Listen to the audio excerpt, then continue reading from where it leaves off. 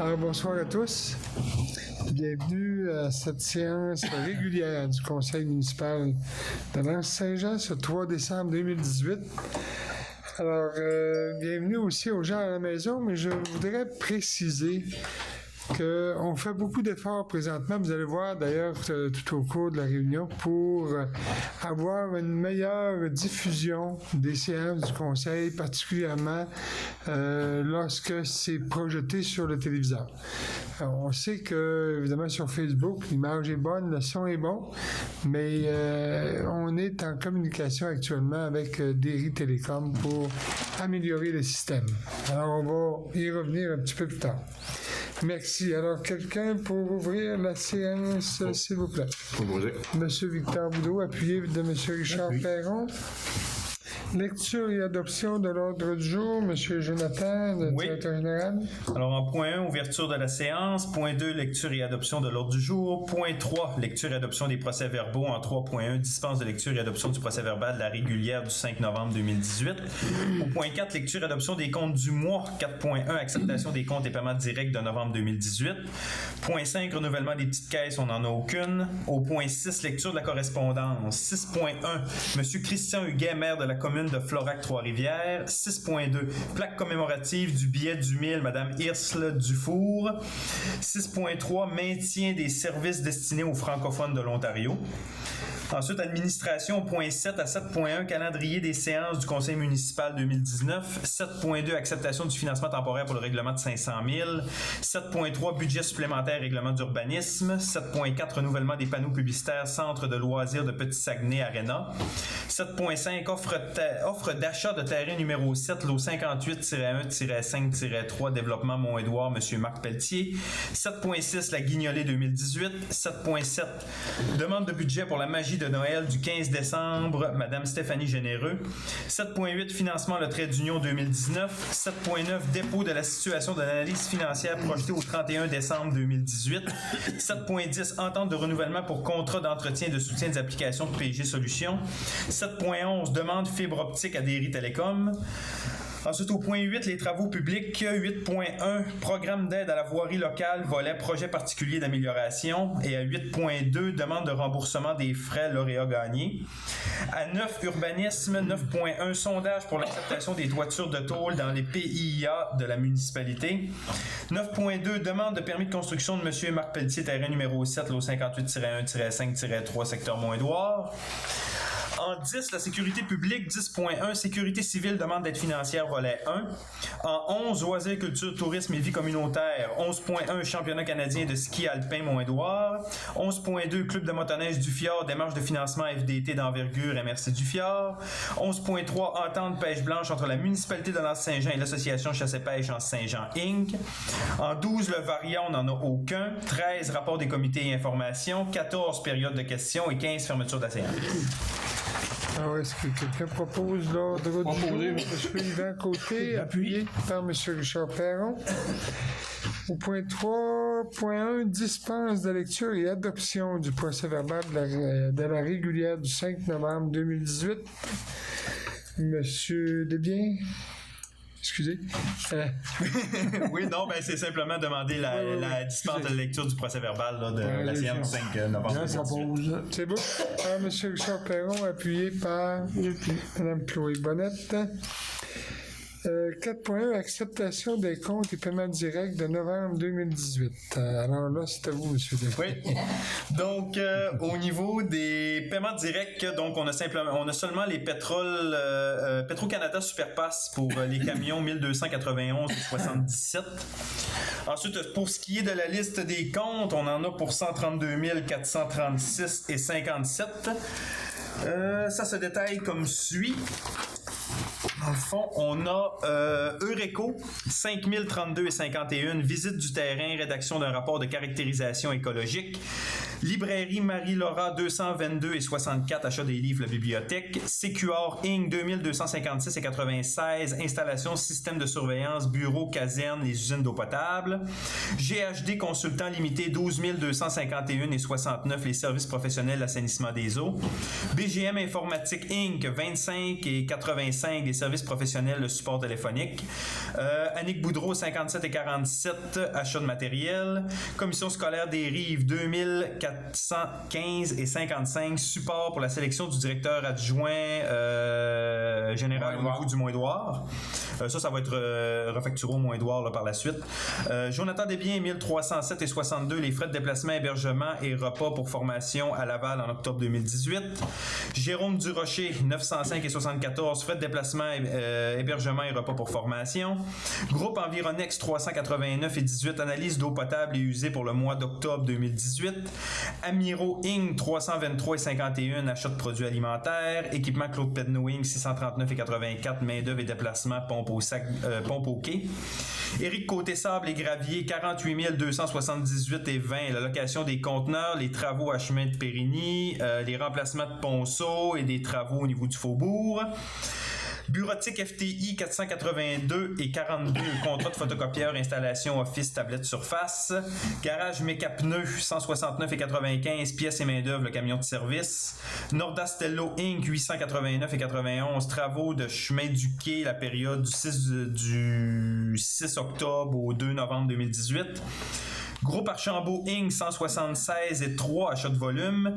Gay Inc. 2023 et 56, service de grue pour le quai. Jacqueline Lavoie, entrepreneur général, 1854 et 54, fossé, refaire des ponceaux. Julie Simard, service conseil, 11 784 et 94, service conseil, urbanisme, la restructuration du règlement de zonage. Bernard Larouche, 327 et 82, des frais de déplacement. Lauréat Gagné Inc. 3711 et 89, déneigement, stationnement presbytère. Presbytère, Première Avenue, réparation de valves, chemin du refuge. Le quotidien Le Progrès Dimanche, 229 et 95, publicité. Godreau Saucier Simard, SENC, 4919 et 34, honoraires professionnels, dossier en cours. MRC du Fjord du Saguenay, 12 086 et 95, la téléphonie IP, la quote-part des déchets. Nutrinord, division quincaillerie, 513 et 94, achat de sacs de jute. Paco Limité, 314 et 92, réparation de entretien camion GM, la tonne. Pompe Action Inc. 692 et 43, réactif pour l'analyse du chlore, électrode de référence. Atlantis, Pompe Sainte-Foy Inc. 583 et 47, boyaux accessoires pour l'eau potable. Produits BCM limité 98 et 9, rallonge de boîtes de vannes et manchons. Québec municipal 328 et 37, abonnement service Internet 2019. SNC Lavalin 15 263 et 44, la conception préliminaire, les plans de devis de l'assainissement des eaux au 31 octobre 2018. Transport Bouchard 154 et 92, frais de transport de la marchandise. Et Yves Wood, excavation terrassement 1195 et 74, la machinerie niveleuse pour l'entretien des chemins, ce qui totalise, comme je disais, 132 436 et 57. Juste le garage Pelletier et Fils. Oui. Ah oui, j'en ai sauté un. 527 OK. 527 et 19, la réparation, entretien pour le camion de GM. Ça vous va? Oui. Vous avez fait la proposition? J'en fais la proposition. Je voudrais savoir Eureco. Eureco, oui. Oui. Eureco, je peux aller un petit peu plus dans les détails. On parle d'un rapport de caractérisation écologique. C'est quoi, non?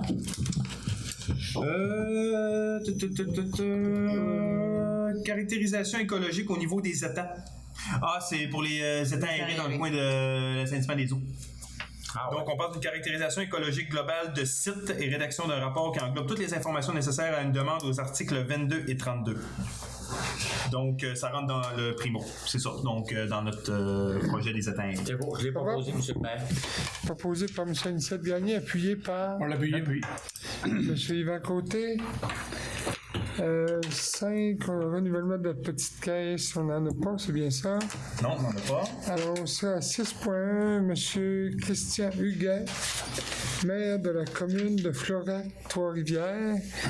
Alors, la municipalité de Nancy-Saint-Jean est jumelée avec la municipalité de Florac.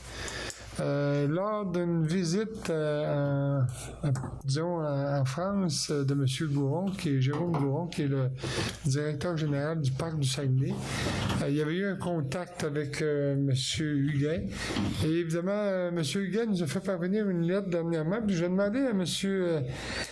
Gagné, Anissette, de nous en faire la lecture et aussi d'une réponse. Parce que M. Huguet nous demande de renouveler un peu notre jumelage et de faire en sorte de le rendre un petit peu plus vivant et actif. Alors, vous y allez, M. Anissette? Oui, alors, M. Huguet nous a demandé de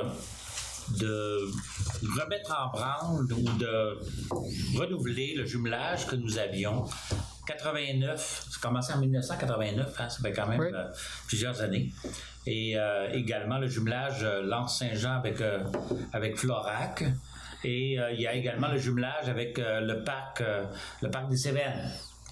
Et alors, il demandait de remettre en marche ce jumelage via le côté culturel, qui est le festival du film 48 images secondes. Alors, on trouvait que c'était intéressant comme idée. Et parce qu'il y a des courts-métrages qui ont été réalisés par le Festival du film 48 images secondes, des courts-métrages qui ont été réalisés en France, qui portent principalement ou essentiellement sur le Québec. Alors, ce qu'on a décidé entre nous au Conseil, c'est en comité plénier, bien sûr, c'est de donner suite à ce jumelage et de le renouveler et de le remettre en branle. Alors, la lettre vous permettez que je la lise, M. le maire? Oui. Alors, je dis, parce que la lettre qui a été envoyée à par M. Huguet Christian, ça a été à M. Laurent-Yves Simard, parce que c'était l'époque de M. Laurent-Yves Simard. Alors, pour donner suite à votre lettre du 6 novembre dernier adressée à M. Laurent-Yves Simard, ex-maire de Lens-Saint-Jean, il me fait plaisir de vous faire part de l'intérêt de notre municipalité de faire revivre le jumelage avec la commune de Florac-Trois-Rivières. Je suis heureux de constater que les échanges sont sur le point de reprendre par le biais du volet du cinéma, le festival 60 images secondes. C'est 48 images. 48 images. C'est 48 images, pardon. Oui, merci. C'est RDS, 60 images. C'est ça. Merci. Alors, Anissette Gagné, conseiller municipal à Lens-Saint-Jean, est déjà en contact avec M. Guillaume Sapin, directeur du festival, afin de rendre possible la visite d'un groupe de jeunes du 9 au 15 juillet prochain. De notre côté, nous avons amorcé les recherches pour trouver des familles d'accueil pour les jeunes et des parents accompagnateurs et identifier des adolescents et adolescentes intéressés par cet échange et participer ainsi au tournage du 3e court-métrage ici à Lens-Saint-Jean. Nous sommes en contact également avec le directeur du Parc national du Fjord du Saguenay, M. Jérôme Gouron, qui a démontré de l'intérêt pour participer à ce jumelage en proposant des activités à vivre dans le parc. Ma collègue Chloé Bonnette est au courant. Nous espérons également que vous pourrez vous joindre à ce groupe de jeunes lors de ce voyage en juillet prochain. Veuillez accepter, chers collègues, maire, nos salutations. Alors, ça ressemble à ça, M. le maire. Je pense que si vous êtes d'accord, on ferait parvenir cette lettre à M. Huguet. Je pense que c'est un beau futur. Puis moi, je trouve intéressant aussi d'accueillir des jeunes français qui vont venir ici pour faire un tournage. Alors, ce serait peut-être intéressant aussi pour nos jeunes de la municipalité de participer, de se joindre à ces jeunes qui vont être ici pendant quelques jours. Je veux aussi lancer peut-être le message à toutes les familles ou aux familles qui seraient intéressées d'accueillir des jeunes lors de cette visite qui va se tenir du 9 au 15 juillet prochain. Alors, vous avez seulement qu'à communiquer avec la municipalité, donner votre nom. En principe, ce serait pour accueillir au moins 2 jeunes par famille qui pourraient accueillir, je crois que c'est 6, c'est ça? On parle de 6 jeunes, oui. 6 jeunes. Avec les parents accompagnateurs. Tout à fait. Alors, ça ne nous coûte rien. C'est juste l'accueil qui nous coûte quelque chose. Alors, il s'agit de les accueillir gracieusement. Ça vous va?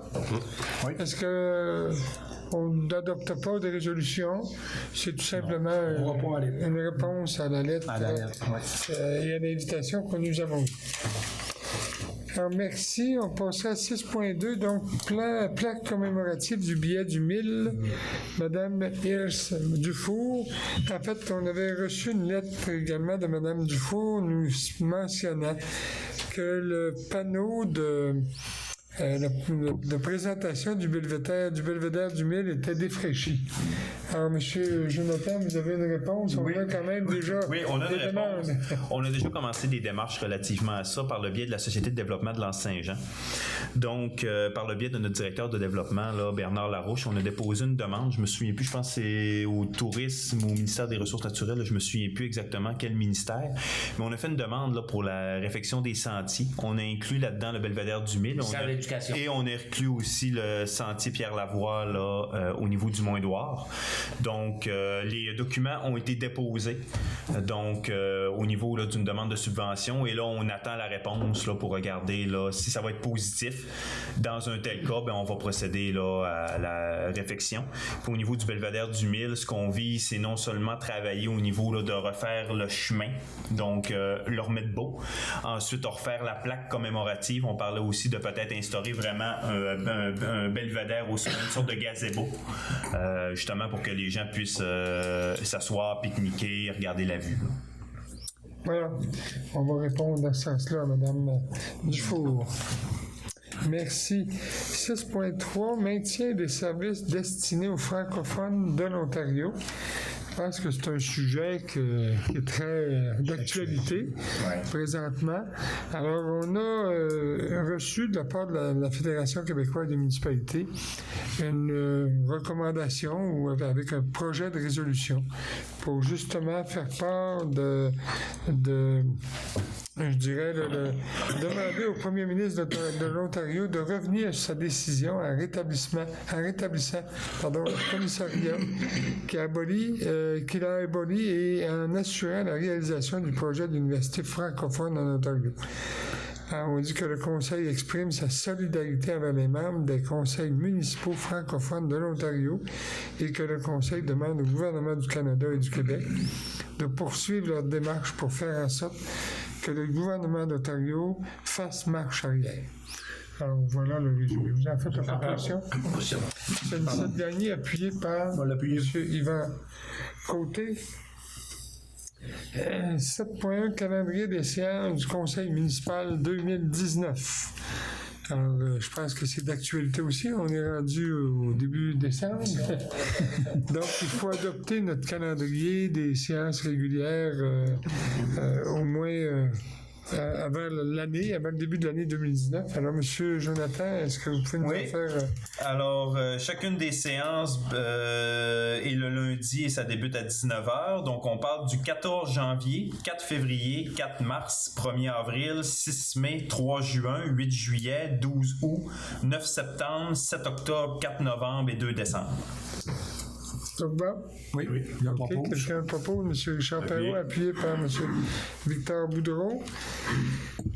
Voilà, alors, au point 7.2, acceptation du financement temporaire pour le règlement de 500 000 $. Monsieur Jonathan? Oui, alors si on se souvient bien, on avait fait un règlement d'emprunt là, dans le cadre de la station de ski de Mont-Édouard là, pour une subvention de fonctionnement de 500 000 $. Si on se souvient, on avait fait ce règlement d'emprunt-là dans l'objectif de créer un renflouement de liquidité au niveau de la municipalité. Et donc là, on a eu les acceptations relativement au MAMO pour procéder là, au règlement d'emprunt. Mais avant, parce que comme ça prend quand même un certain délai pour faire une dette à long terme auprès du MAMO, il faut réserver une date, il faut avoir là, des appels d'offres pour prendre l'institution financière qui nous offre le taux d'intérêt le plus bas, etc. Donc, en attendant, on va ouvrir un financement temporaire, donc une sorte de petit billet à court terme pour être capable de déjà aller se créer un petit renflouement de liquidité. Et dans le courant de 2019, on va simplement emprunter à long terme. Puis avec l'argent de l'emprunt à long terme, on va rembourser le billet qu'on va faire à court terme. Puis le reste va se retrouver dans notre compte de banque tout simplement. Ça vous va? Oui. C'est clair? Oui. Quelqu'un a fait la proposition? Je propose. Proposé par M. Richard Perron, appuyé par Mme Chloé Bonnette. 7.3, budget supplémentaire, règlement d'urbanisme, M. Jonathan. Oui, donc ça, dans le fond, on veut faire un budget supplémentaire. On sait là, qu'on est en train là, de tout faire le ménage là, au niveau de notre règlement de zonage. Et au niveau du règlement de zonage, on a un règlement, c'est le 16-355, qui parle des îlots déstructurés. Et ça, ce règlement-là a passé en analyse au niveau de la MRC et là, il est en analyse au niveau gouvernemental. On ne s'attend pas à ce qu'il y ait des gros changements relativement à tout ça. Et notre conseillère en urbanisme, ce qu'elle nous conseillait, c'était de tout de suite prendre les modifications qu'on va faire dans ce règlement-là, le 16-355, les îlots déstructurés, et immédiatement les rentrer dans notre règlement de zonage avant qu'on fasse les avis de motion, parce qu'on va possiblement faire les avis de motion vers le mois de janvier ou février. Donc, ça nous permettrait de sauver du temps et ça nous permettrait de sauver beaucoup de procédures. Parce que si on ne fait pas ça, ce qui va arriver, c'est qu'on va tout adopter notre nouveau règlement de zonage à 100%. Et un coup qui va être adopté, après ça, on va avoir notre règlement d'îlot déstructuré, qu'on va avoir l'accord du ministère. Et là, il va falloir rentrer encore dans notre règlement de zonage et tout venir refaire des modifications pour venir intégrer ces éléments-là. Donc là, comme elle est en train déjà de travailler dans notre règlement de zonage, on a comme une économie d'échelle, dans le fond, en lui permettant là, de faire ce mandat-là et de rentrer les îlots déstructurés immédiatement au niveau de notre règlement de zonage. Donc, on parle d'un horaire, là, je pense que c'est 2450. Oui. Ah, la taxe. Voilà. Est-ce que quelqu'un a fait la proposition?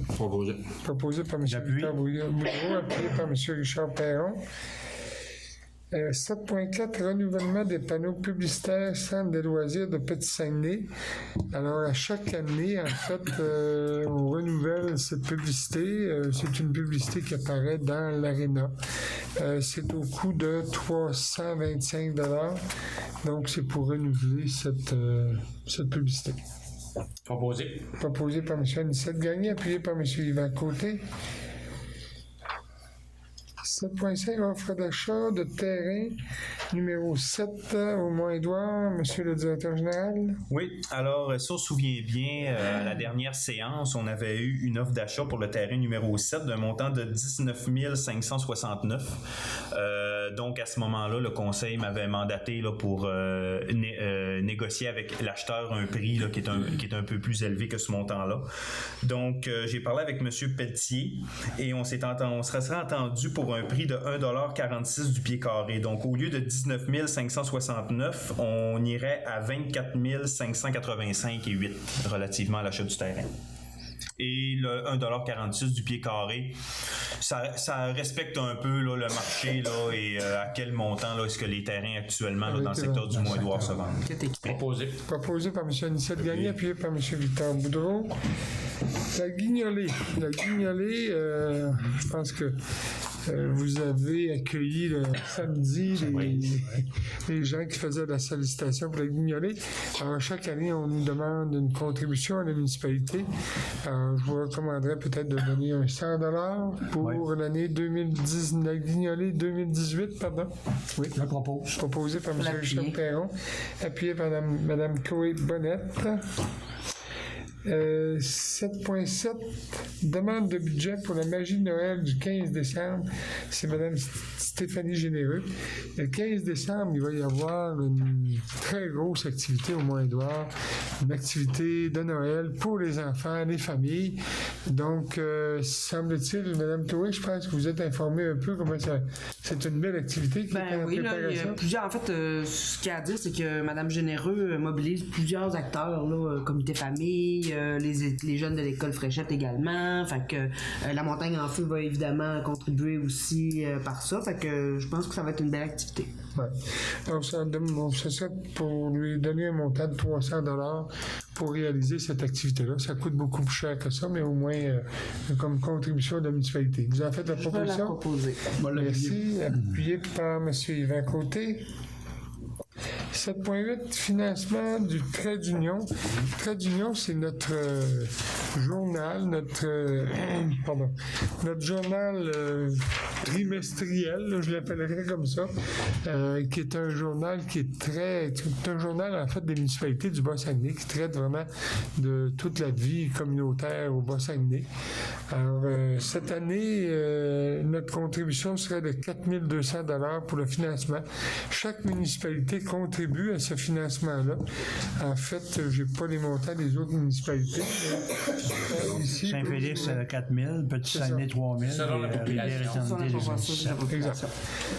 Alors, vous en faites la proposition? Ils ont fait la proposition, ils ont augmenté de 15 Oui. cette année. Oui. Et je pense que c'est raisonnable. Oui. Alors moi, je suis prêt à en faire la proposition. Voilà, appuyé par Je vais l'appuyer. Madame Chloé-Bonnette. Merci.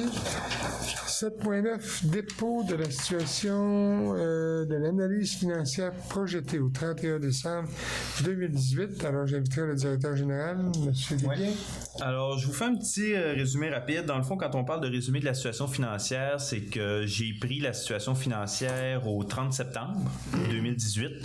Et ce que j'ai fait, c'est que j'ai fait une projection pour nous dire on s'attend à finir à combien au 31 décembre. Par la suite, un coup que j'ai fait ça, donc ça m'a donné là, mon réel projeté, j'ai comparé avec le budget de 2018 qu'on avait établi et j'ai regardé les différents écarts là, qu'on avait là, relativement aux revenus et aux dépenses. Donc ce que je vais faire, c'est que je vais faire la lecture, mais je vais m'attarder aux principaux éléments pour vous expliquer un peu là, c'est où les principaux écarts et on s'attend à finir à combien là, pour le 31 décembre 2018. Donc, au niveau des revenus, on a eu des bonnes hausses. On a eu une hausse de taxes de 41 760. Ça, c'est majoritairement des certificats de modification qu'on a eu dans le courant de l'année, plus... oui, c'est ça. C'est majoritairement ça. Et après ça, on a eu des ventes de terrains. Là, on sait qu'on a vendu là, 3 terrains là, à des valeurs quand même très, très intéressantes là, dans le secteur du Mont-Édouard, là, qui était quelque chose comme entre 60 et 70 000 là, par terrain. Donc, ça crée des revenus très intéressants. Donc, on parle d'une hausse de revenus d'à peu près 137 500. Ensuite, au niveau des dépenses, au niveau de l'administration, les dépenses d'administration, on a une hausse de 18 000. Majoritairement, on parle là, de la plateforme Dormir à Lens, là, qu'on parle d'un 8. Et après ça, Mallette, on a des analyses là, pour le projet de 2,4 millions et l'analyse de la dette à long terme, là, qu'on parle d'un 10 000. Donc, ça fait 18 100 à peu près. Pour la sécurité publique, on parle d'une hausse de dépenses de 7 500. C'est beaucoup. Il y avait une petite cote-part là, de la MRC là, pour la sécurité civile qui n'avait pas été budgétée, un petit 5 000, puis des travaux préventifs, un 2 500. Pour la voirie, on parle d'une hausse de 17 900. Là-dedans, on a une sous-budgétisation pour les déneigements des cours et des rues pour un 11 400. Et ensuite, on a là, une analyse là, pour un stationnement là, dans le secteur du quai là, fait par Consolitech, un 7 500. Dans l'hygiène du milieu, on a une hausse de 13 300. Beaucoup, là, on a eu des bris de Bonnefontaine, plus on a eu un petit peu plus d'entrée d'eau là, qu'on a dû faire cette année versus les années passées avec les nouvelles constructions. Dans l'aménagement urbanisme développement, on a une hausse de 70 800. Là-dedans, on parle, on a la revue du mandat là, pour le règlement de zonage, un 10 500 à Mme Julie Simard. Par la suite, on a la caractérisation de la berge, les promenades des navigateurs, un 15 500. On a des frais de publicité là, pour le quotidien et l'ATR, une hausse de 19 000. On a fait un appel d'offres pour les terrains du Mont-Édouard. Comme j'ai dit tantôt, on a fait des ventes de terrains, mais on a passé par un appel d'offres qui a été géré par le conseiller juridique. On parle d'un 11 000. Et ensuite, on a refait les dispositifs d'ancrage et retenue de quai là, qui n'étaient pas prévus au budget pour un 13 000. Ensuite, dans les loisirs et culture, on a une économie de 14 100. C'est sûr que là-dedans, on avait la fenestration de la petite école qui avait été mise dans le budget de fonctionnement, mais ça, on le passe par règlement d'emprunt. Donc, on a comme une économie de 60 000 $, parce que dans le fond, on ne payera pas nos fenêtres toute cette année. On va les passer par règlement d'emprunt, puis on va les payer sur 20 ans. Par la suite, on a aussi les projets spéciaux. Là, on parle, on a la Grande Ourse, on a le Grand Défi Pierre Lavoie, on a eu les navettes, la statue de Pierre Lavoie et tout ça. Donc, en tout, on parle d'une hausse de 29 000. pour l'ensemble de ces activités-là. Et par la suite, on avait aussi l'entretien de l'électricité du presbytère là, qui n'avait pas été budgété pour un montant de 10 500. Par la suite, on a des frais d'intérêt à court terme pour les marges de crédit, un montant de 20 000. On a nos investissements, même les revenus de fonctionnement, on a une économie de 15 000 $. Et au total, là, actuellement, on s'attendrait à terminer avec un excédent de 15 766 pour l'année 2018. Est-ce qu'il y a des questions? Ça va? Oui. Est-ce que c'est un dépôt ou ça demande une résolution? C'est simplement un dépôt. Un dépôt? Voilà. Alors, 7.10, entente de renouvellement pour contrat d'entretien et de soutien des applications de PG Solutions. Monsieur le DG? Oui, donc, en faisant le budget de 2019, on a regardé un peu là, l'ensemble des coûts qu'on payait là, relativement à PG Solutions. Ça, on parle de notre système comptable, on parle du système là, pour préparer les procès-verbaux, aussi les demandes de permis. Et le montant avoisinait, là, il nous demandait pour 2019 un montant de 21 000. Donc, moi, j'ai contacté PG Solutions, puis je les ai fait travailler un peu là, pour qu'on se fasse peut-être une entente sur plusieurs années, à regarder si on pouvait faire une économie de coûts. Donc, suite à la négociation que j'ai fait avec eux, on passerait d'un montant de 21 200 à un montant de 16 433. Donc, on parle d'une économie d'à peu près 4 500 $ annuellement. Et selon l'offre qu'ils nous font, ben, ils nous offriraient une entente de 3 ans à ce coût-là, avec une augmentation là, de 2,5 % annuellement. Puis, on pense que l'économie de 4 500 annuelle là, vaut quand même la peine. On parle d'une économie d'à peu près 20 % là, sur la facture annuellement. Là. Voilà. Même entre 20 et 25 %. Belle négociation, je Oui. propose. Je suis tout à fait Proposé d'accord. par M. Anicette Gagné, appuyé par Mme Ouais. Chloé Bonnette. Oui, effectivement. Je souligne la négociation Oui. de Voilà. Un beau Jonathan. travail qui a été fait. Merci. Point 7.11, demande de fibre optique à Derry Télécom. Ben, j'ai mentionné peut-être un petit peu là, dans l'entrée à l'ouverture de la rencontre. Comme je vous disais, on a de la difficulté à avoir une belle diffusion d'images et de son parce qu'effectivement, notre système est en partie avec de la fibre optique et en partie analogique. Donc, actuellement, il n'y a pas de fibre optique qui part du coin des routes à venir jusqu'ici à la municipalité de Derry Télécom. Alors, on demande qu'ils nous installent une fibre optique. Et l'autre élément aussi qu'on demande, c'est qu'il y a quelques temps, je ne peux pas vous dire si c'est il y a 1 an ou peut-être un peu plus, Derry Télécom nous avait informé qu'il rendrait le service maintenant accessible à plus de clients, et même de ça que la bande passante passerait de 15 mégabits à 30 mégabits. Alors, ça fait déjà quelques temps. J'ai vérifié auprès des représentants de Derry Télécom et on me dit qu'il n'y a pas de projet d'investissement comme tel à ce sujet. Fait que je demanderais peut-être une résolution pour pouvoir justement demander à Derry Télécom 2 choses. Premièrement, qu'ils installent une fibre optique entre le coin des routes et ici. Et deuxièmement, que évidemment, on respecte là, l'entente qui avait déjà été convenue à l'effet de passer de 15 mégabits à 30 mégabits comme en fait puissance là, de circulation pour la question d'Internet. Proposé par M. Yvan Côté, appuyé par M.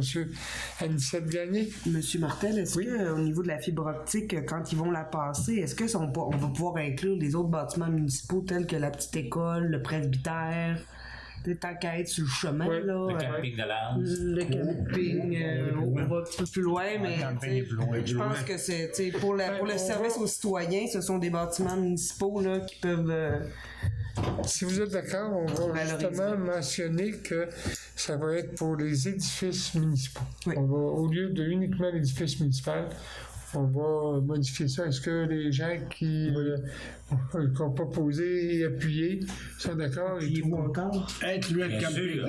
Oui. Merci. Oui. On va l'ajouter dans la résolution. Parfait. Merci. Au point 8.1, programme d'aide à la voirie locale, Monsieur le directeur général. Oui, alors on avait eu une promesse de subvention là, du député M. Serge Simard. Donc, on avait 2 promesses. On en avait une de 15 000, on en avait une de 35 000. Donc, on a effectué les travaux. Pour celle-là de 15 000, on parle notamment de faire des travaux là, au niveau du Vébron là, pour améliorer le drainage. Et au niveau de celle-là de 35 000, on parle là, de la réfection de 4 ponceaux, reconstruction d'une partie de la route, et on parle dans Saint-Jean-Baptiste, là, faire un ouvrage de drainage au niveau des égouts pluviales en face du quai. Donc, les travaux ont été faits. Donc, tout ce que ça demande maintenant, c'est simplement un dépôt là, au niveau là, des diverses factures pour le soumettre au ministre. Et ensuite, avoir les subventions là, qui sont liées à... C'est quoi les montants totaux? Là, je les ai pas pas de montant inscrit ici. Là. Non, ça, je les ai pas inscrits, là, mais on va être un petit peu en haut là, du 50 000. 50 000, parfait. Je le propose. Mais on travaille tout le temps fort pour essayer d'arriver flush au niveau de la subvention. Là. C'est très, très rare qu'on va dépenser de 10, 15, 20 000. Là. Ça va? Vous avez fait la proposition, M. Perron, appuyée par M. Victor Boudreau. 8.2, demande de remboursement des frais. En fait, c'est l'entreprise L'Oréal Gagné, Monsieur le directeur général.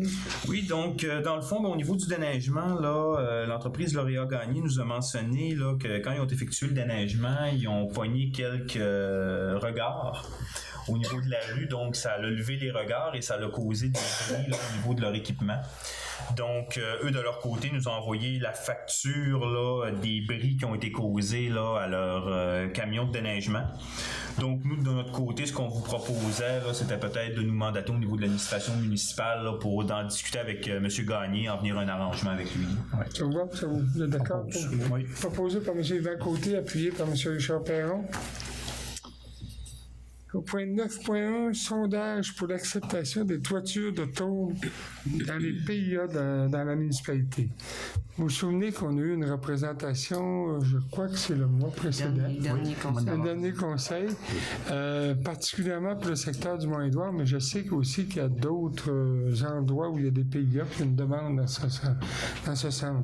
Alors, ce qu'on propose peut-être, c'est de faire un sondage pour valider ou vérifier si les voisins ou tous les propriétaires, en fait, qui font partie, qui sont inclus dans ce PIA-là, si vraiment ils voient d'un bon œil l'arrivée de toits en tôle. Il faut mentionner que les PIA ne l'interdisent pas totalement, puis on le répète, puis on l'avait mentionné la dernière fois, mais c'est déconseillé. Alors, c'est pour ça qu'on veut faire un sondage pour voir si c'est accepté, à ce moment-là, on pourrait permettre la possibilité d'avoir des bâtiments avec des toitures en tôle. PIA. PIA. Plan d'intégration. Plan d'implantation architecturale. C'est ça. Ça va? Une proposition, quelqu'un a fait la proposition, M. Victor Boudreau, appuyé par M. Yvan Côté. Est-ce que vous avez quelque chose à rajouter, M. le DG? Non, c'est simplement, là, quand on parle là, de ce sondage-là, ce qu'on veut regarder aussi, c'est que quand j'ai discuté avec le directeur des travaux publics, lui, ce qu'il me disait, c'est que maintenant, il y a différentes sortes de matériaux de tôle qui sont beaucoup plus performants et beaucoup plus intéressants. Donc, dans l'optique où est-ce que les citoyens seraient intéressés à avoir des toits de tôle, ça donnerait quand même une marge de manœuvre au comité consultatif d'urbanisme pour venir dire, oui, on autorise les toits de tôle, mais différents types de matériaux pour s'assurer justement de respecter une certaine notion environnementale et architecturale. Ça va? Oui. Merci. 9.2, demande de permis de construction de M. Marc Pelletier. Monsieur le DG? Oui, dans le fond, on vient juste d'approuver l'offre d'achat de M. Marc Pelletier et Marc Pelletier a très hâte de se bâtir. Donc, il a déjà fait sa demande de permis de construction. Donc, ça a été passé là, au CCU et ça respecte le PIA là, au niveau du Mont-Édouard. Donc, le comité consultatif d'urbanisme recommande d'accepter la permis de construction. Proposé par M. Anicette Gagné, appuyé par M. Victor Boudreau. On est rendu à la sécurité publique au point 10. 10.1, sécurité civile, demande d'aide financière. Monsieur le directeur général. Oui, alors, dans le fond, c'est pour nous permettre de faire une demande d'aide financière pour le volet 1 avec l'agence municipale 911. Donc, on parle d'un montant de 4 500. On a eu une rencontre avec la sécurité civile, je crois que c'est à la fin septembre, où est-ce que là, on nous a présenté là, toute la refonte des plans de mesures d'urgence en collaboration avec la MRC et avec la sécurité civile au niveau du Québec. Et au niveau de cette refonte-là, ce qu'ils nous demandent, c'est de remplir un outil d'autodiagnostic dans lequel on vient analyser c'est quoi la situation de la municipalité au niveau de ces mesures d'urgence. Et par la suite, ça, c'est transmis à la MRC. Et la MRC, elle, de son côté, c'est elle qui va faire la demande d'aide financière pour l'ensemble des municipalités et elle va nous coacher pour venir mettre en place tout ce qu'on parle du volet 1. Le volet 1, c'est vraiment l'organisation municipale. Donc, c'est quoi les rôles, les responsabilités de chacun au niveau des mesures d'urgence, c'est mettre en place le plan, les responsabilités, tout ça. Donc, c'est simplement là, pour nous permettre là, de déposer une demande là, et de transférer ça ensuite à la MRC. La municipalité doit contribuer pour un montant de 900 $, ce qui fait 5 400 au total comme montant qui va être disponible pour justement préparer ce premier volet. Alors, quelqu'un a fait la proposition, M. Richard Perron, appuyé par M. Yvan Côté. Au point 11, loisirs, culture, tourisme et vie communautaire. 11.1, championnat canadien de ski alpin au Mont-Édouard. On a tout simplement, vous savez que c'est une grosse activité, le championnat canadien qui va se tenir au mois de mars au Mont-Édouard. Ça demande un budget quand même important. Alors, la demande, c'est en fait de présenter un projet ou présenter une demande de financement dans le fonds du Fonds de développement des territoires, le FDT, au niveau de la MRC. Il y a un volet qu'on appelle volet pour les projets d'envergure. Alors, c'est en fait, lorsqu'on a un projet qui excède 200 000 $, on peut présenter une demande dans le cadre de ce programme de subvention. Donc, on va demander 75 000 pour la partie du championnat canadien et les municipalités du Bas-Saguenay, les 4 municipalités du Bas-Saguenay appuient Lanse-Saint-Jean dans cette demande-là. Donc, si vous êtes d'accord, on fait une demande. Monsieur Gagné, vous avez fait la proposition? Pour un budget total de combien? 200? Ça excède 400 000. 400 000. Oui, on est un petit peu plus haut de 400 000. On doit tourner autour de 440, 450 à peu près. Là. C'est beau, hein? Ah, vous avez fait la proposition? Oui, j'en ai la proposition. Appuyé par M. Richard Perron. C'est accepté à l'unanimité. Le point 11.2, c'est un peu la même chose, mais cette fois-ci, c'est pour le club de motoneige du Fjord. On sait que le club de motoneige du Fjord, c'est pas un projet, c'est un projet quand même d'envergure parce que le pont qui traverse la rivière Saint-Jean en aval du barrage est fini. Donc, le coût de remplacement est de 500 000 $. Le club de motoneige a déjà reçu une subvention du ministère des Transports de 250 000 $. La Fédération aussi de motoneige du Québec a déjà autorisé ou accordé un montant de 50 000 $. Et évidemment, dans le cadre toujours des projets d'envergure qui sont une enveloppe qui est disponible à la MRC, on proposerait une demande de financement de l'ordre de 100 000 $ pour la réalisation ou la construction du pont ou la réfection du pont actuellement qui traverse la rivière Saint-Jean. Alors encore là, les municipalités du Bas-Saguenay appuient le projet, les 4 municipalités du Bas-Saguenay, c'est-à-dire Fernand-Boileau, Saint-Félix, Rivière-Éternité et Petit-Saguenay. Quelqu'un a fait la proposition? Proposé. M. Victor Boudreau, appuyé par M. Anicette Gagné. Merci. Alors, on s'est rendu au point 11.3, entente pêche blanche entre la municipalité de Lanse-Saint-Jean et l'association Chasse et pêche de Lanse-Saint-Jean. Alors, M. le directeur général et M. Côté, qui est de la ZEC Oui. Tweet. Alors, je fais un petit peu l'explication. On sait qu'actuellement, on n'a pas de règlement municipal qui vient réglementer la pêche blanche. Donc, comme l'année passée, parce que là, on est un peu là, short là, au niveau du temps, ce qui a été décidé de faire, c'est encore une fois de confier la gestion de la pêche blanche à la ZEC. Et ce qu'on veut faire, c'est signer une entente avec eux, où est-ce qu'on vient définir les rôles et responsabilités de chacun. Et au niveau de cette entente-là aussi, ce qu'on veut faire, c'est qu'on leur donne la responsabilité de faire la réglementation pour l'année 2019. Donc, pour tout ce qui va toucher les règles au niveau de la pêche blanche, c'est eux qui vont venir les établir après consultation avec l'administration municipale. Par la suite, nous, c'est certain qu'on prend l'engagement aussi avec la ZEC que durant l'année 2019, on va venir mettre en place un règlement municipal pour qu'à partir de 2020, ce soit vraiment le règlement municipal qui s'applique. Et la ZEC, par la suite, eux vont simplement appliquer le règlement municipal. Donc, ça, c'est pour l'année prochaine. Donc, je sais pas, est-ce que vous voulez que je lise l'entente? C'est un petit peu long, là.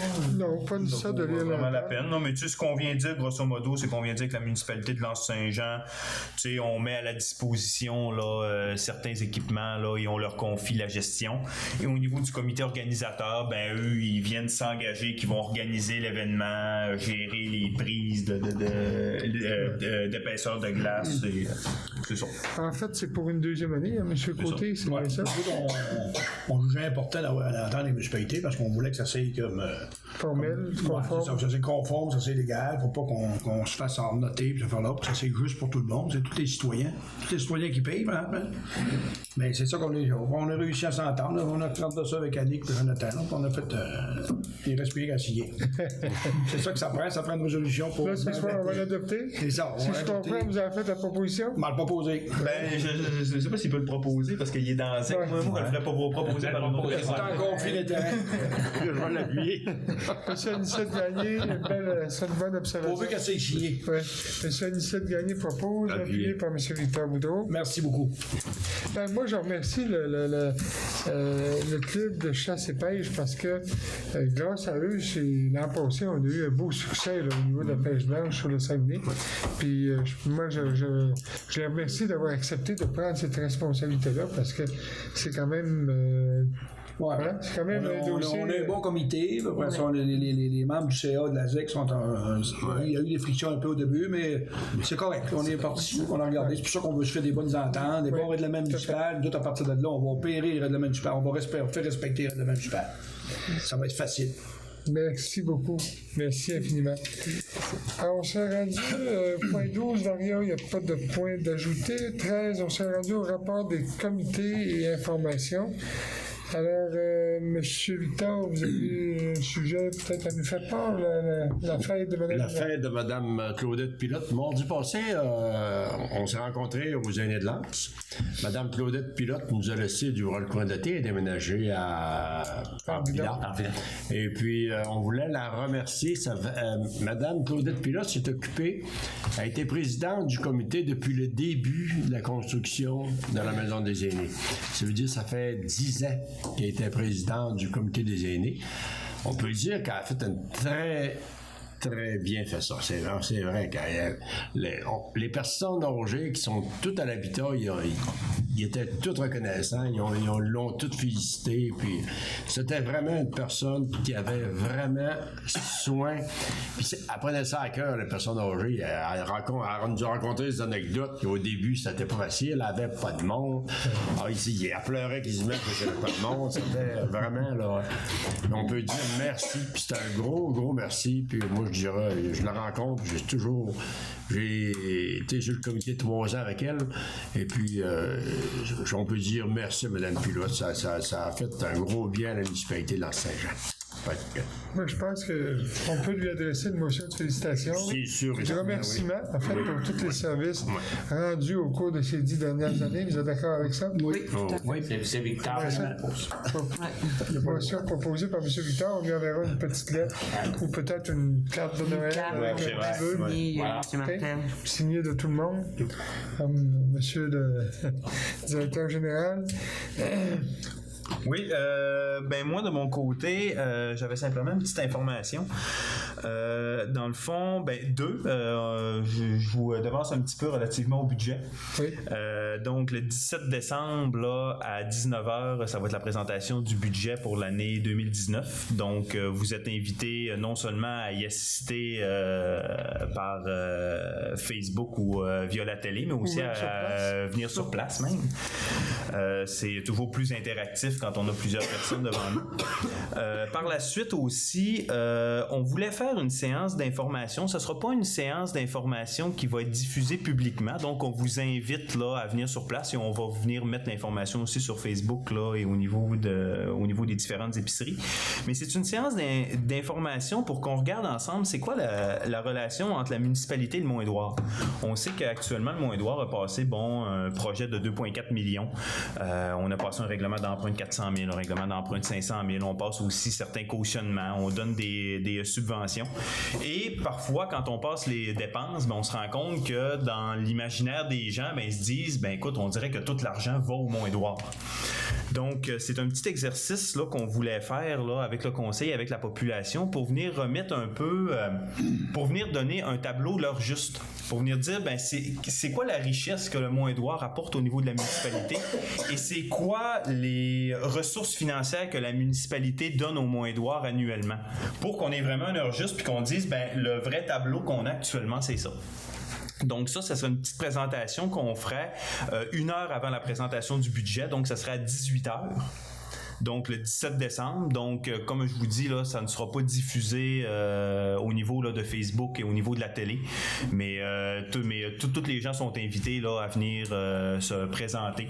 Puis on va faire ça à la bonne franquette et après ça à 19h, on va faire la séance officielle pour la présentation du budget 2019. Avec du champagne. J'ai mis à la bonne franquette. Avec un verre d'eau.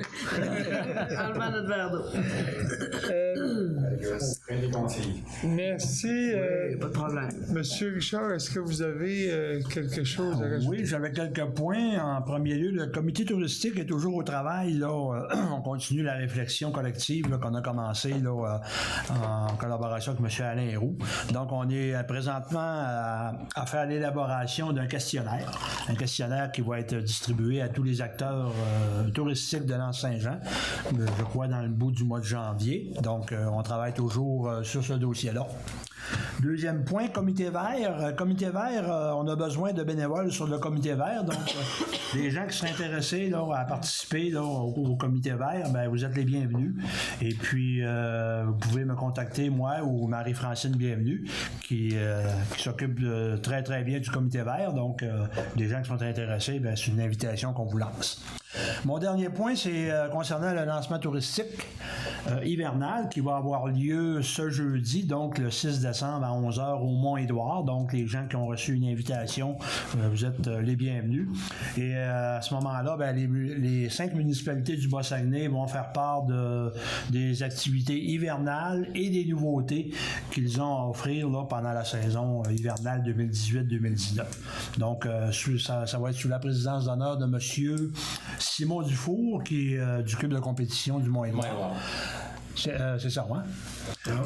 Donc, jeudi à 11h, au Mont-Édouard, lancement touristique hivernal. Merci. Merci, M. Perron.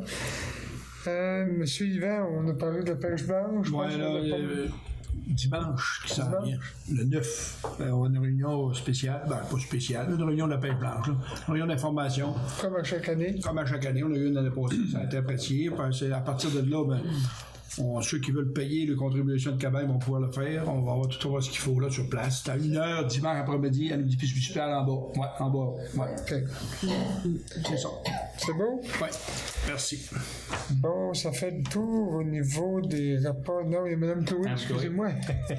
Elle n'a pas suivi l'ordre. Ce mois-ci, en fait, c'est simplement pour vous pour informer la population là, que on met en place vraiment là, au niveau du presbytère. le comité consultatif du centre culturel qui va on a présenté un cadre et à partir de janvier, on va commencer à travailler avec ce comité-là une belle programmation culturelle pour le presbytère et autres lieux, hein, parce qu'il peut y avoir aussi des lieux de diffusion culturelle à l'extérieur de cette bâtisse. Donc, on a avancé un petit peu là-dessus. Également, j'invite les gens à participer à la fête familiale au Mont-Édouard le 15 décembre. Il risque d'avoir peu de place de stationnement, encore une fois, avec toute la neige qu'on a. Mais voilà, allez-y en grand nombre. Puis aussi, un petit message dans le temps des fêtes, consommez donc local puis achetez chez vous pour vos cadeaux de Noël. Merci, c'est très bonne suggestion. Merci beaucoup. Alors, on serait rendu à la période de questions, point 14, période de questions du public. Alors moi, premièrement, Vous j'aurais... nommez? Marie-Francine, bienvenue du Comité Vert. Mais ma première intervention, c'est pas au nom du Comité Vert. Ça fait plusieurs mois que j'étais pas venue à une rencontre du conseil municipal. Puis, il me semble que d'habitude, le plus intéressant, c'était le rapport des comités. Mais là, ma grande surprise, tout a été intéressant.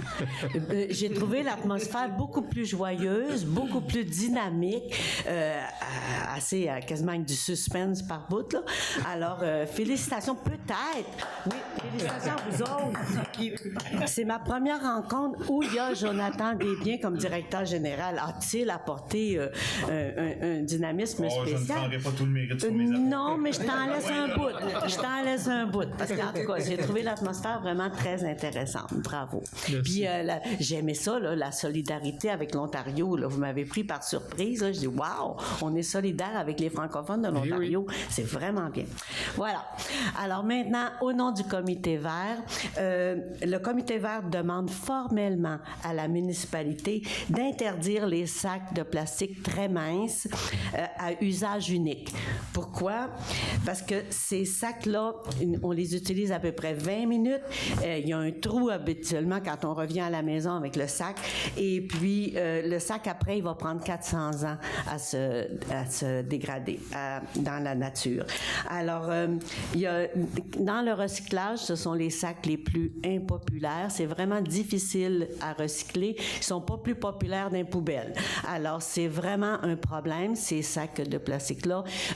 J'ai consulté les commerces locaux. Les épiceries sont d'accord pour qu'au cours de 2019, les sacs de plastique soient interdits. Ça ne touche que les sacs de plastique qui nous servent à amener notre épicerie. Là. C'est pas l'ensemble des sacs de plastique et des emballages, c'est que ces sacs-là très minces. Alors, les épiceries seraient prêtes à arrêter les sacs de plastique dès le printemps. Home et la pharmacie aimeraient qu'ils aient plus de temps, même qu'ils choisissent leur date entre le printemps et 31 décembre. Alors, j'ai ici plus d'informations sur les différents sacs et puis, alors, je vais vous la remettre tantôt pour cette demande formelle-là d'interdire les sacs de plastique au cours de l'année 2019. Puis, cette mesure-là, quand elle sera prise par la municipalité, pourrait s'inscrire dans un plan plus vaste, c'est-à-dire faire de l'Anse-Saint-Jean une municipalité verte. Déjà, on recycle le styromousse, ce qui est assez exemplaire dans la région. On a 2 bornes de recharge pour les autos électriques. On est classé 4 fleurons et quand on devient vert, ça aide aussi pour les fleurons et puis pour notre réputation internationale aussi, c'est très bon que l'Anse devienne une municipalité de plus en plus verte. Et dans ce sens-là, le Comité Vert demande aussi à la municipalité de se prononcer comme plus que 150 municipalités l'ont fait dans le Québec sur l'urgence de collaborer à lutter contre les changements, la crise climatique.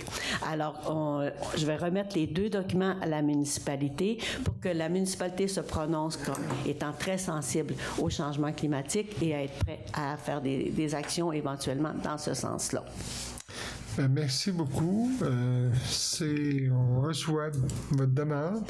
On va certainement se pencher sur ces 2 sujets Et on va vous donner un suivi là, au conseil municipal. Je pense que c'est 2 sujets qui interpellent tout le monde. C'est vrai que les sacs de plastique, on en abuse, probablement peut-être un peu trop, mais en même temps, je pense que c'est une prise de conscience importante que les gens doivent prendre, mais il faut aussi donner le temps aux gens, comme vous l'avez mentionné, de s'habituer ou aussi de prendre, je dirais pas plus, ils prennent conscience, mais au moins de prendre l'habitude de se départir de ces sacs-là et d'avoir d'autres moyens peut-être pour aller à l'épicerie ou ailleurs. Pour le mouvement des citoyens qui interpellent les villes pour contrer la crise climatique, oui, on sait qu'actuellement, il y a un mouvement.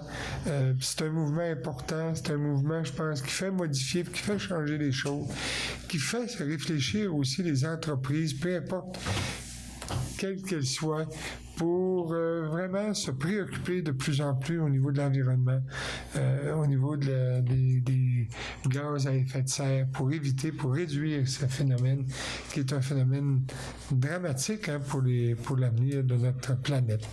Merci beaucoup, c'est bien reçu, puis on va certainement se pencher là-dessus comme conseil municipal. Merci. Merci. Merci, Mme Francine. Bonjour, moi j'ai 2 questions à vous poser. Monsieur? Germain Vanini. Vanini, oui. Bon, c'est au sujet du barrage.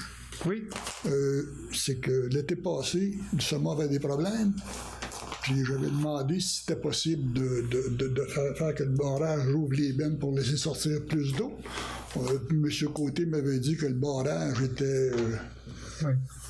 Il n'y a plus de ville. Il n'est plus en opération. Il n'est pas en opération? OK. À ce moment-là, étant donné qu'il n'est pas en opération, s'il y a à être démoli, qui va payer pour ça? OK. Parce que le barrage ne nous appartient pas. Non. Il appartient à une compagnie privée. Oui. Effectivement, là, on a justement discuté un petit peu avant la réunion publique entre les membres de conseil en plénier. Le barrage, actuellement, on sait qu'il est opéré par l'entreprise Hydro-Morin. Voilà. Et Hydro-Morin, les propriétaires sont au lac Saint-Jean. On dit que moi, le ministère des Affaires municipales a communiqué avec moi il y a à peu près 3 ou 4 mois pour m'informer de la situation et demander à la municipalité si elle serait intéressée à acquérir le barrage. Alors, c'est une question très existentielle et C'est tout. qui peut avoir des bénéfices comme il peut avoir aussi des coûts financiers importants. Alors, actuellement, le ministère est prêt à nous appuyer ou encore à nous accompagner dans une étude qui pourrait aller dans ce sens. Si jamais la municipalité refusait, à ce moment-là, ça voudrait dire que possiblement on irait vers une démolition du barrage. Et comme ce n'est pas la propriété de la municipalité, c'est la propriété en fait du privé, mais je ne suis pas sûr qu'en termes de propriété du barrage lui-même, je pense que c'était plus Hydro-Morin, c'était plus pour l'opération du barrage. Et s'il y a démolition, ça sera nécessairement le gouvernement qui va le démolir. D'ailleurs, il y a quelques années, c'est pas très longtemps, je crois que c'est 2 ou 3 ans, l'ancien barrage de Petit-Saguenay qui était non opérationnel depuis nombre d'années, a été démoli, puis ça a été entièrement payé. Il appartenait à Hydro-Québec. Oui, mais ouais. Ici, ça a été vendu à Hydro-Morin pour je ne sais pas comment. Puis l'électricité vendue était le double de ce que Hydro-Québec lui coûtait pour produire.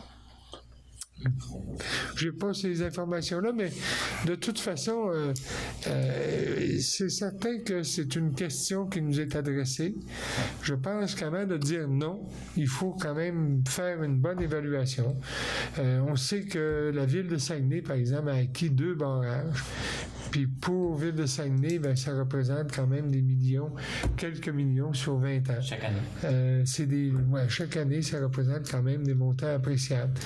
Mais pour le moment, regardez, on ne prendra pas de décision comme ça avant d'en faire une analyse. Je suis bien d'accord avec vous, mais si à supposer que le monsieur arrête de payer ses taxes sur le barrage, la municipalité est obligée de racheter pour les taxes. Écoutez, le barrage ne payait pas de taxes. Il était exempt de taxes. Il y avait une loi particulière pour les petits barrages qui a été adoptée je ne pourrais pas vous dire en quelle année, mais le barrage actuellement n'était pas taxé, il n'avait pas de contribution. Je sais que le barrage a déjà appartenu pas à la municipalité, mais à une coopérative dont les gens venaient de Lens. Bien, le barrage a été construit par une coopérative dans les années 54, si ma mémoire est bonne. Et c'était la propriété des citoyens de Lens. Le barrage a été cédé, je ne sais pas si on peut dire vendu ou cédé à Hydro-Québec. Il a été opéré un certain nombre d'années et depuis, je crois que c'est dans les années 90, il a été cédé à l'entreprise Hydro-Morin. Qu'est-ce qu'il y a comme turbine dessus, savez-vous? Aucune. 1997. Et qu'est-ce que c'est comme... Il a été cédé à Hydro-Morin. Qu'est-ce que c'est comme type de turbine? C'est 1,5 mégawatt. Non, mais je parle... Qu'est-ce que c'est comme sorte de turbine? Oh. Là, vous me posez une question technique. Oui, monsieur Côté. Moi, j'ai déjà approché Mme Morin pour la piste cyclable. J'avais été rencontré chez eux, puis les terrains, il appartient au gouvernement. Fait qu'elle a dit, je peux pas te signer de papier de passer, les terrains ne m'appartiennent pas. Je suis pas sûr que le barrage y appartient même. Là. Elle a peut-être un doigt d'exploitation signé, là, puis elle ne veut plus l'exploiter. Après moi, on n'a pas de contrat même. On ne sait pas comment un investissement, parce qu'ils ont fait venir des ingénieurs, ils ont fait une étude dessus, parce qu'il y a un investissement fait par Mme Morin, elle ne veut pas investir dessus.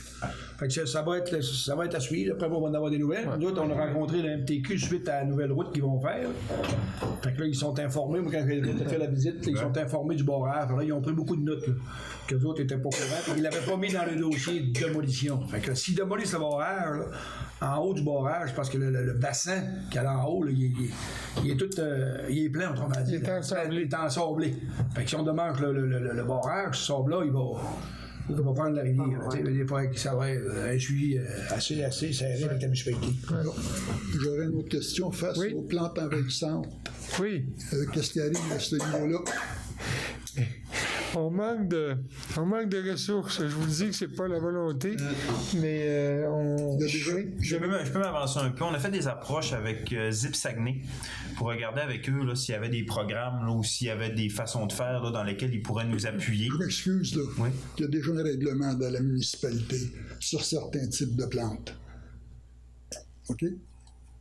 Oui, mais nous, ce qu'on voulait voir, c'est discuter avec eux pour regarder est-ce qu'il y aurait des stratégies à nous proposer ou des actions à prendre. Puis peut-être aussi une aide à nous apporter pour justement réussir à venir résorber le problème. Parce que nous, on voulait regarder de quelle manière est-ce qu'on devrait s'y prendre. Malheureusement, là, on n'a pas vraiment eu de réponse de leur part. Mais il y a, je vous dis, il y a un règlement municipal qui existe en ce moment par rapport aux plantes à poux, là. OK. L'herbe à poux. L'herbe à poux, puis il y avait une autre sorte de plante aussi. Il y a déjà un règlement municipal qui est dans vos règlements. Oui, bien sûr. Juste à changer le règlement puis rajouter les plantes envahissantes. Oui, bien, je le comprends, mais je pense que la problématique, c'est pas simplement de lister les plantes envahissantes, c'est vraiment de regarder c'est quelle action qu'on peut prendre pour réussir à contrôler leur prolifération. Il y a déjà une action, là. Déjà, l'herbe à poux, là, dans votre règlement, que les gens sont obligés d'arracher l'herbe à poux, ou sinon peuvent payer une amende de, je pense, c'est 100$ par jour, tant qu'ils n'ont pas tempéré.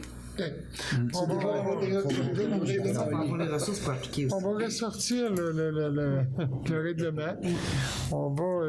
écoutez, vous nous avez très bien sensibilisés. On est quand même aussi sensible à ça. La preuve, c'est qu'il y a déjà des démarches. On regarde comment faire, puis comment avoir de l'aide aussi pour pouvoir éradiquer ces plantes-là envahissantes, nuisibles, utilisons le terme que vous voulez, là, mais sur lesquels il faut absolument se pencher. Je peux peut-être ajouter... Oui, c'est ça, on avait une ouverture avec le ministère de la Faune. Non, c'est la Fondation de la Faune du Québec qui offre différents programmes de subvention, dont un contre les plantes envahissantes. Donc, on va faire une démarche auprès d'eux autres pour voir comment on pourrait appliquer un programme, donc pour avoir une partie de financement qui soit adressée, puis du support technique aussi pour nous permettre l'identification et tout. Mais il y a déjà sur Internet, je ne sais pas lequel... Oui, mais l'Internet ne nous donne pas de programme de subvention. Là. Pardon? L'Internet ne nous donne pas de programme de subvention, donc avec la Fondation... Je comprends pas. Pourquoi des subventions? Pour des ressources. Non, mais M. Denis veut dire, lui, qu'il écrangerait le règlement. Puis après ça, à partir du règlement, on pourra porter action, mais faut commencer par trouver où il y en a. Ça veut dire, partout. Mais, regardez, M. Vanini, c'est parce que... L'administratif, puis c'est parce que M. Vanini, là, oui, on sait qu'il y a des plantes envahissantes nuisibles, mais nous, quand on parle de plans de subvention ou de programmes de subvention, c'est pour avoir de l'aide pour pouvoir faire le travail sur le terrain.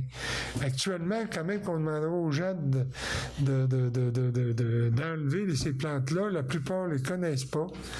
Et puis, évidemment, il faut quand même, je pense, essayer de voir est-ce qu'on peut avoir des personnes ressources habilitées à faire ce travail-là de façon sécuritaire, puis en même temps, tout en sensibilisant la population à ce phénomène-là.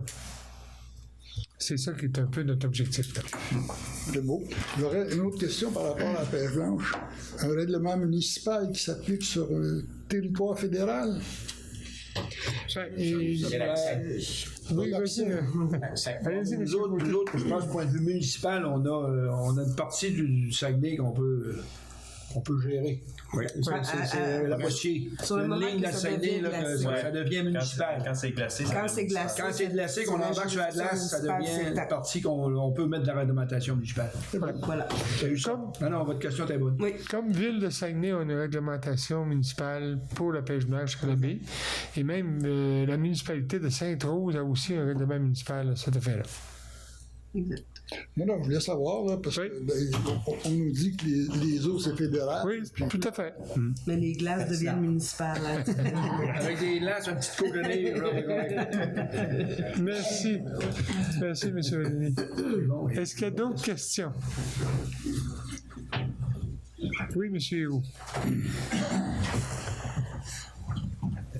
Bonsoir, Alain Hiroux. D'abord, peut-être juste saluer et souligner là, la rencontre qui est prévue d'informations concernant le Mont-Édouard versus la municipalité, puis démêler tout le monde et tout ça. Et moi, le premier, là, j'y serai et je trouve ça bien important. En tout cas, je trouve que c'est une belle initiative. Merci. Autre question, M. Bensaz. Je visais entre autres M. Desbiens. Je pense que c'est lui qui va animer ça. Oui. Petite question pour ma curiosité. Vous parliez là, d'un règlement d'urbanisme d'îlots déstructurés.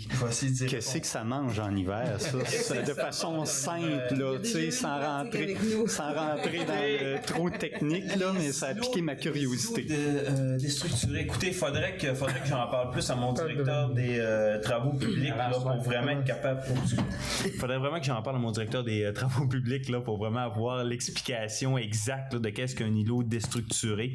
Je pense que c'est l'impression que j'ai, c'était que c'était des différents secteurs, que c'est comme la réglementation qui a lieu sur ces secteurs-là est comme particulière versus l'ensemble des autres. Mais ça va faudrait vraiment écouter ce que je peux faire. Je peux prendre vos coordonnées puis je peux vous envoyer vraiment la définition de qu'est-ce qu'un îlot déstructuré. Malheureusement, je serais pas capable de vous donner l'explication complète aujourd'hui. OK, puis j'étais surtout curieux de savoir où il se situait à Saint-Jean, s'il y en avait un chez nous. Il me semble qu'on a... j'ai mon directeur des travaux publics là-bas, il peut peut-être me faire des signes avec la main. On en a combien? 2? Excuse-moi, parce que je vous entends différer, là. OK. On a combien d'îlots déstructurés au niveau de la municipalité? Ben là, vite de même, au moins 4, là, mais c'est vraiment des secteurs particuliers là, où il y a de la densification de développement autour de des zones, exemple le lac Simon, proche de quand on va voir le Mont-Édouard là, sur la rue d'Alaire. OK, donc on parle du lac Simon, proche du lac d'Alaire, au niveau du Mont-Édouard. C'est ça. Et on dit que c'est des zones de densification. Ben, c'est des zones des anciens territoires agricoles qui ont été développés, là, donc OK. il y a eu une densification de... OK, donc on parle d'anciens territoires agricoles et là, on aurait eu des portions de développement résidentiel sur des territoires agricoles. Fait que là, ils sont comme dans un entre-deux. Là. Fait que là, il y a comme des règles particulières qui s'appliquent. On va quand même, la prochaine rencontre, donner la définition précise. Absolument. Et vous avez on a de l'information, mais là, je trouve que c'est peut-être un peu distorsionné pour le public. Là. C'est très technique. Là. On va revenir là-dessus. Oui, c'est ça. Ça a piqué ma curiosité et mon inquiétude. Une autre question, c'est pour M. Côté. Quand on parle de la pêche blanche, avec aussi la réglementation et tout ça, je sais que l'an dernier, j'avais soulevé cette préoccupation-là, puis cette interrogation-là. Au niveau de la réglementation, est-ce que, puis la municipalité va avoir sa réglementation, mais est-ce que ça peut aller aussi justement sur l'esthétisme des cabanes qui sont sur sur les glaces? Parce que moi, j'habite ici à l'Anse-Saint-Jean depuis 10 ans. Je me souviens, mes premières années, j'adorais aller faire de la photo sur le Saguenay parce que je trouvais ça tellement beau avec toutes les couleurs. Et je vous avoue que l'an dernier, j'ai pas pris de photos. Des roulottes tout croche, des cabanes en panneaux d'agglomérés, pas peintes et tout ça. Ça faisait dur. Puis moi, je trouvais que c'était une fierté pour l'Anse-Saint-Jean, son village sur le Saguenay. Puis en tout cas, je trouve que ça s'est vraiment détérioré au niveau visuel. Là. Puis en tout cas, je souhaite, je sais pas si ça en est dans la possibilité de ce qui est envisagé, qu'il y ait de la réglementation puis que ça soit respecté aussi. Là, je pense que ça vaudrait la peine. Hein. Ben, nous autres, on a parlé un peu. Là, c'est dans nos priorités aussi. Et même les grandeurs de cabanes, le poids des cabanes. Puis avec un règlement municipal, puis avec un plan d'urbanisme municipal, fait qu'on va, avec nos clients, on va le spécifier dans nos règlements. Je pense qu'on l'a déjà mis, je pense, là, les grandeurs, l'esthétique des cabanes. L'esthétique est mentionnée. Mais c'est sûr. Puis l'année passée, j'avais raison, il y en avait quelques-unes qui étaient vraiment...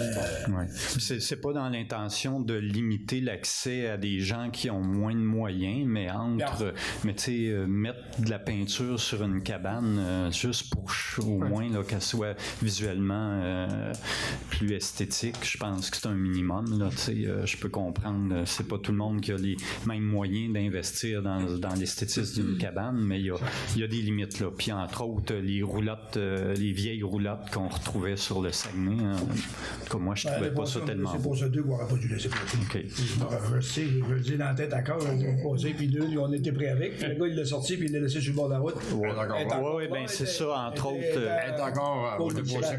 OK. On va travailler fort là-dessus. OK. Parce qu'entre autres, je me demandais même si ça partirait avec la forme des glaces. Là. OK. OK.